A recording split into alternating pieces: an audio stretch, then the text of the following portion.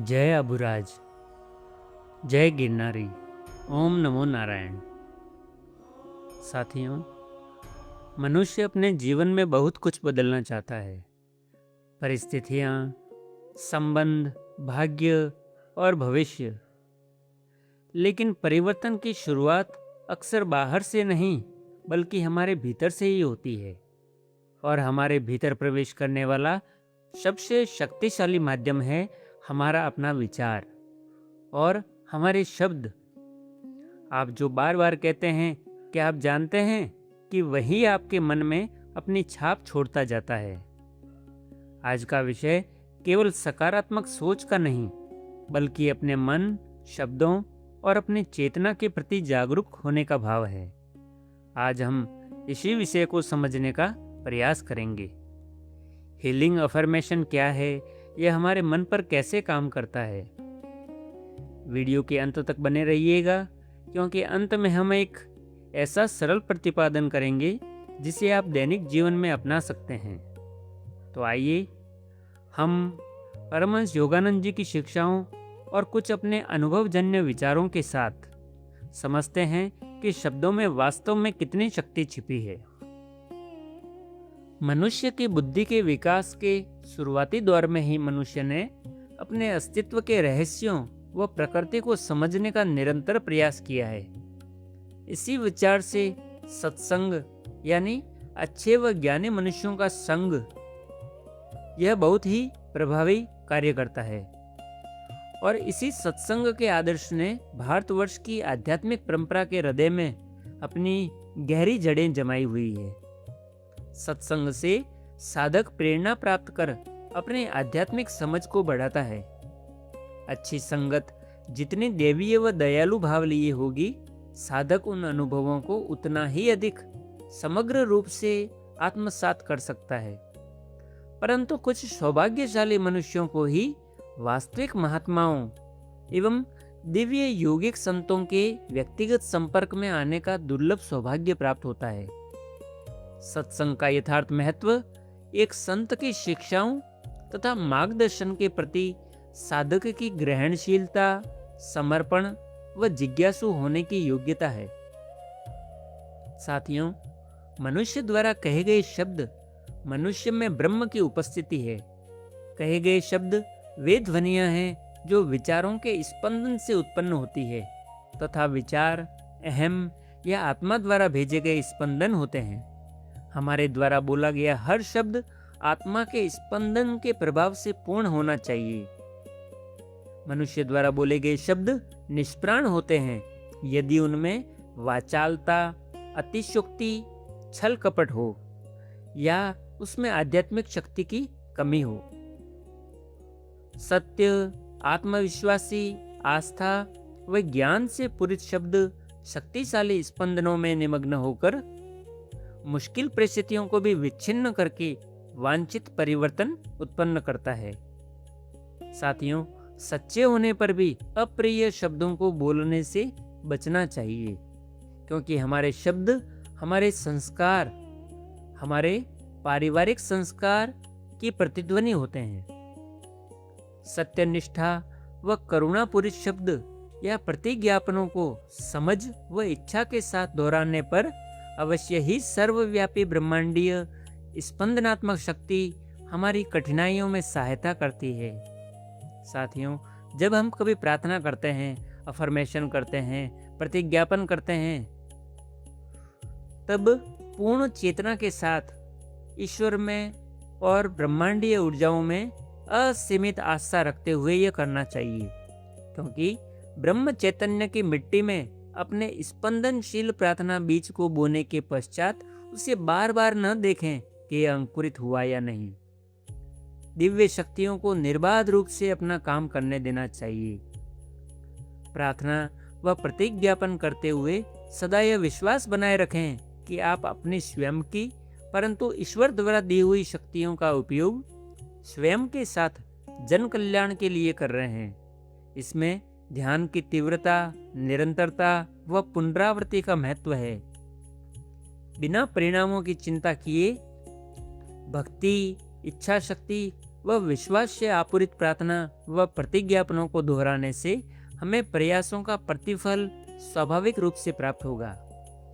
साथियों, हमारे जीवन में हम कोई भी प्रतिपादन या प्रार्थना करते हैं तो उसका कुछ मूलभूत कारण होते हैं, जैसे शरीर, मन और आत्मा के उपचार के लिए। अपने नश्वर स्वरूप में मनुष्य त्रयात्मक है। वह सब प्रकार के दुखों से मुक्ति की कामना करता है और उसके लिए प्रतिज्ञापन करता है। उसकी आवश्यकताएं हैं: पहला, शारीरिक रोगों का उपचार। दूसरा, मानसिक या मनोवैज्ञानिक रोग जैसे भय, क्रोध, बुरी आदतें, असफलता की चेतना, पहल और आत्मविश्वास की कमी, इनका उपचार। तीसरा, आध्यात्मिक रोग जैसे उदासीनता, उद्देश्य की कमी, बौद्धिक गर्व, हठधर्मिता, संदेह और जीवन के भौतिक पक्ष से संतोष तथा जीवन के नियमों एवं मनुष्य की अपनी दिव्यता के प्रति अज्ञानता का उपचार। अधिकांश लोगों का ध्यान केवल शारीरिक असामंजस्यता को दूर करने में लगा रहता है, क्योंकि यह इतना अधिक यथार्थ एवं प्रत्यक्ष होता है कि वे इस बात का बोध ही नहीं करते कि चिंता और अहंकार जैसी उनकी मानसिक परेशानियां तथा जीवन के दिव्य अर्थ के प्रति उनकी आध्यात्मिक दृष्टिहीनता सभी मानवीय दुखों का मूल कारण है। साथियों, चेतन मन द्वारा किए गए प्रतिपादन इतने प्रभावशाली होने चाहिए कि वे अवचेतन मन में प्रवेश कर जाएं, जो कि स्वतः ही चेतन मन को प्रभावित करते हैं। ओम शब्द, जैसा कि हमने पहले के वीडियो में उपनिषदों वाले भाग में भी हमने जाना कि ओम ही ब्रह्म का मूल तत्व है, तो ओम प्रतिज्ञापनों में भी बहुत ही वृहद तरीके से कार्य करता है। ब्रह्मांडीय स्पंदनों को में और इसके सूचक में ओम का अपना ही एक अनुपम महत्व है, क्योंकि यही वह दिव्य शक्ति है जो समस्त उपचार, समस्त बाधाओं का हल है। प्राण शक्ति के प्रवाह द्वारा दिव्य चमत्कार के कई उदाहरण हमने आज भी देखे हैं। हमने कई पुस्तकों में भी पढ़े हैं, कई वृत्तांत हमने इससे जुड़े हुए सुने भी हैं। विचारों के प्रभावी होने से पहले उन्हें अच्छे से समझकर प्रयुक्त करें, क्योंकि विचार पहले एक अपरिष्कृत रूप में मनुष्य के मन में प्रवेश करते हैं। गहन चिंतन द्वारा इन्हें आत्मसात कर इसका उपयोग करना चाहिए, क्योंकि आत्मबल के रहित विचार का कोई महत्व नहीं है। शांति व ईश्वर में आस्था का विकास करें। विचलित करने वाले सभी विचारों को मन से मुक्त कर इसे प्रेम व आनंद से भर दें। साथियों, प्रतिज्ञापन या प्रार्थना करने के लिए सबसे सरल विधि को आपसे साझा करूंगा। हम यह इस प्रकार भी कर सकते हैं कि हम उत्तर या पूर्व की ओर मुख करके ऊनी कंबल या आसन पर, सुखासन अथवा पद्मासन में बैठकर आंखें बंद कर लें और मेरु शीर्ष यानी गर्दन के पिछले भाग पर ध्यान एकाग्र करें।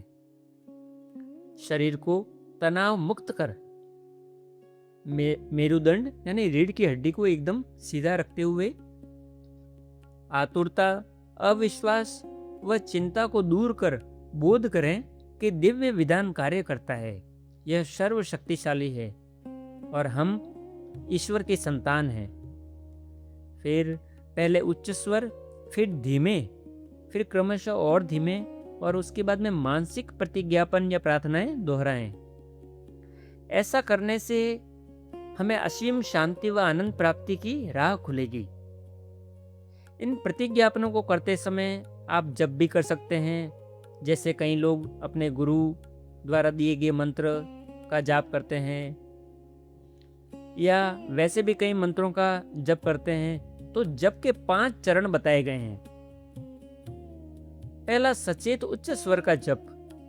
दूसरा, धीमा स्वर में जप। तीसरा, फुसफुसाहट के साथ। फिर मानसिक जप, अवचेतन जप व अधिचेतन जप।